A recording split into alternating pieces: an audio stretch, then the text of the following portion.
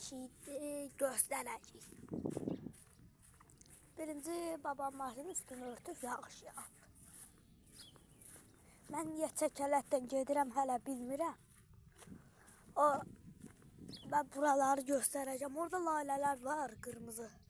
Oraya gedəmirəm, ayrı adamların məhləsidir. Başıma darığa baxın. Burada var. Baxın. İndi size buraları da göstereceğim. Bir de bunu üfleyek.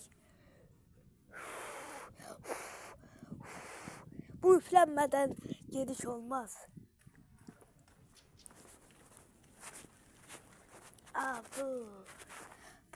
Bu zoy mas evlənir. Başı açıkmış, sizdə qaranlıq görünəcək. Mən gördüm. Başı açıkmış. Mən görsəm məni teyləyər vallah. Bir dəfə nəri teyləyib, zordan qaçmışam. Bizim zoy. Nətər teyləyibsə. İndi sizə oralara çıxıb, oralara yox da dağa bir dəfə nəri şəklini göstərəcəm. Qoy nənəmə deyim, görüm cayza verir. Orada yox hey. Oradakı buralara. Ay nənə! O tərəflərdən video çəkməyə icazə verirsən. İcazə ver. Dağa çıxmıram.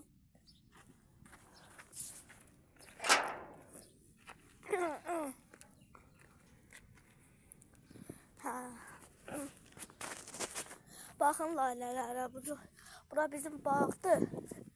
Gel gösteririz. Allah. Bakın.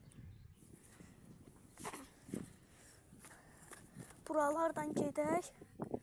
Her şeyi göstereceğim size. Düz o yarğanın dibine kadar gedib, dibindən də qayda video çəkəcəm.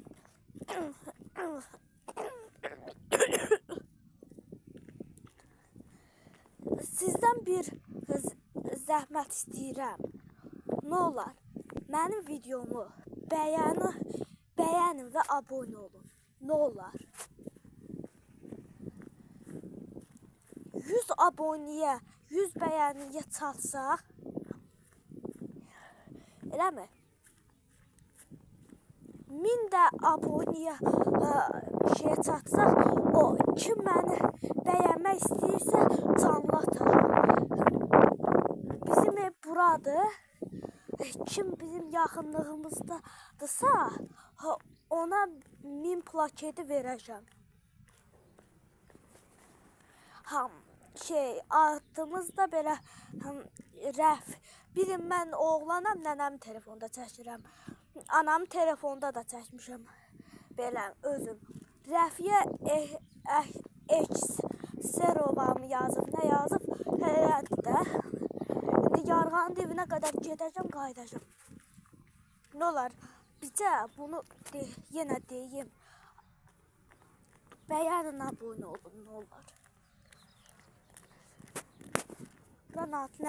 Natı nənəmin evidir.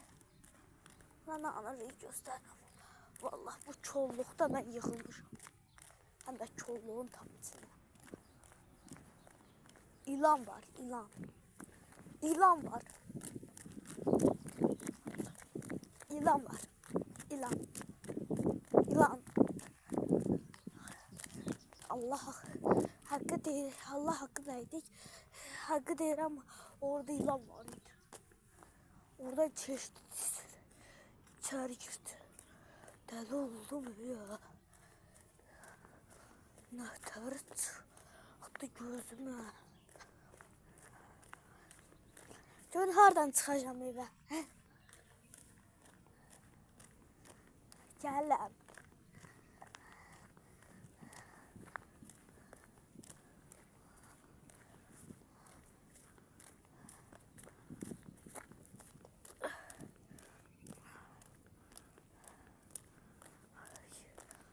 Burada bizim oha.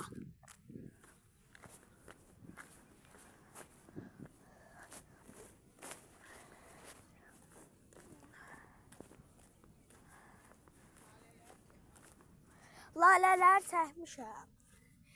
Kim bana abunə bəyən atsa, o lalə kimi gül çiçəkdir.